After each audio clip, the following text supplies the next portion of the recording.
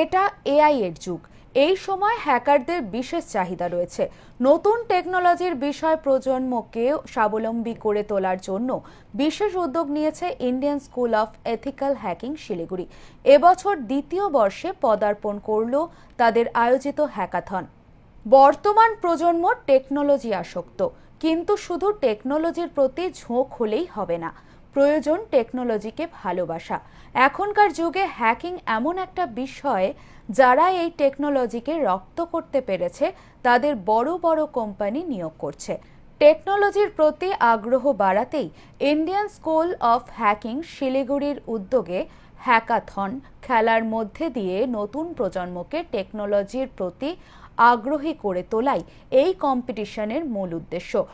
ISOEH শিলিগুড়ির director Malay Karanjai জানান, এবছর হ্যাকাথন দ্বিতীয় বর্ষের পদার্পণ করল, যেখানে 35 থেকে 40 জন অংশগ্রহণ করেছে।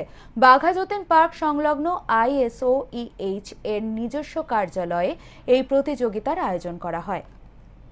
আমরা এখানে বিভিন্ন কোর্স পড়াই, computer hacking related like cyber security, digital forensic, ethical hacking এবং পেনিট্রেশনের আরও অনেক কোর্স আমরা এখানে পড়াই।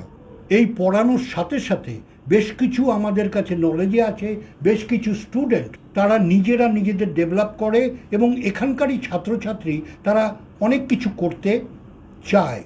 সেই জায়গাটা থেকে আমরা এই হ্যাকাথন এই অনুষ্ঠানটি আমরা এখানে সেকেন্ড টাইম এবার করলাম।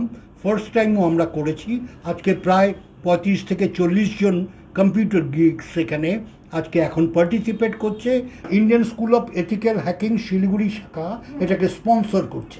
এই ISOEH শিলিগুড়ি নর্থ বেঙ্গল ইউনিভার্সিটির ব্যানারে অ্যাফিলিয়েটেড ডিজিটাল ফরেন্সিক এবং সাইবার সিকিউরিটির ডিপ্লোমা এবং অ্যাডভান্স ডিপ্লোমা কোর্সেস আমরা চালু করেছি।